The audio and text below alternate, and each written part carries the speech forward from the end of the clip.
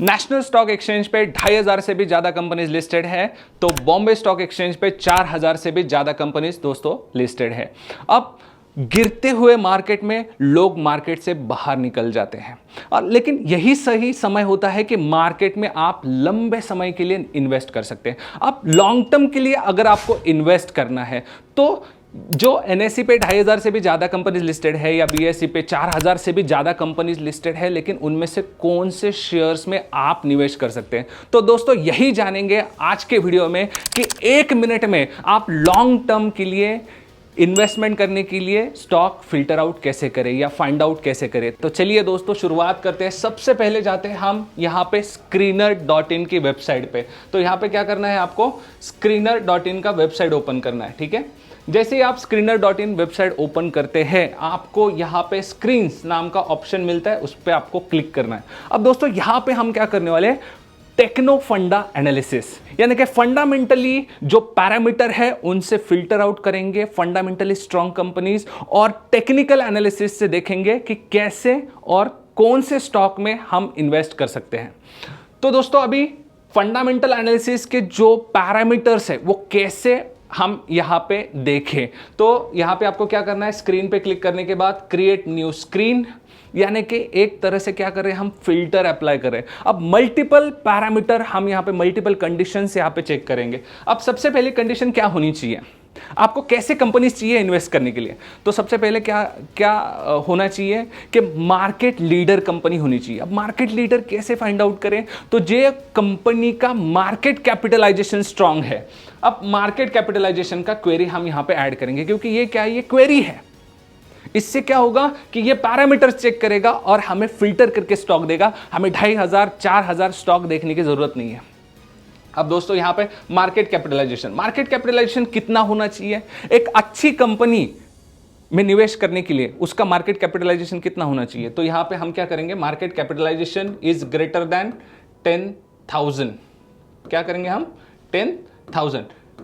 And आप जब भी क्वेरी रेज करते हो, आप अगर मल्टीपल कंडीशन यहां पे अगर मैच कर रहे हो, तो आपको क्या करना पड़ेगा, हर एक क्वेरी के बाद एंड यूज करना पड़ेगा।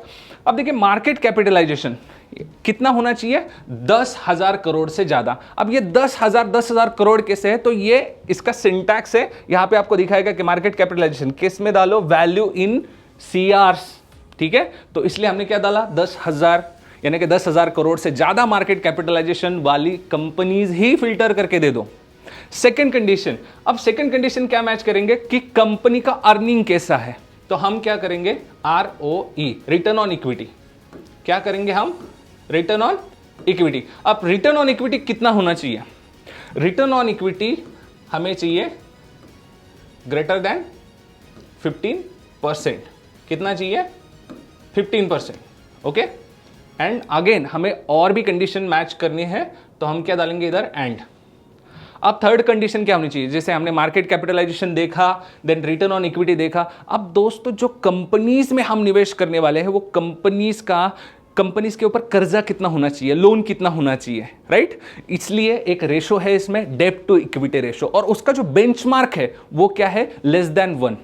यानी कि अगर आप डेब्ट टू इक्विटी, यानी कि अच्छी कंपनी में अगर आपको निवेश करना है, तो उसका डेब्ट टू इक्विटी रेशो जो है, डेब्ट टू इक्विटी कितना होना चाहिए, इधर लेस देन 1, कितना होना चाहिए, 1 से कम होना चाहिए।